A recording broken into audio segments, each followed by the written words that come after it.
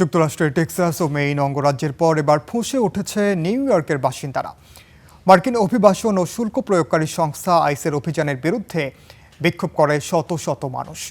শুক্রবার ম্যানহাটনের বিক্ষোভে যোগ দেওয়া দ্রুততম সময়ের মধ্যে আইস এজেন্টদের নিউ ইয়র্ক ছাড়ার দাবি জানানো হয়। এর আগে টেক্সাসে এক মেক্সিকান নাগরিককে গুলি করে হত্যা করে আইস এজেন্টরা। এর দুদিন পরই মেইন অঙ্গরাজ্যের বেডিফোর্ডে তাদের গুলিতে প্রাণ যায় এক কলম্বিয়ান অভিবাসীর। এরপর থেকেই বিক্ষোভে উত্তাল হয়ে ওঠে মেইন ও টেক্সাস। আইসের কড়া অভিবাসন নীতির বিরুদ্ধে যে ধারাবাহিক বিক্ষোভ চলছে এটি তারই অংশ।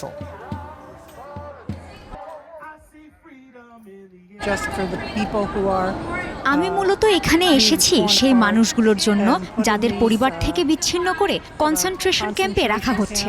আমরা তাদের সমর্থনে এখানে জড়ো হয়েছি।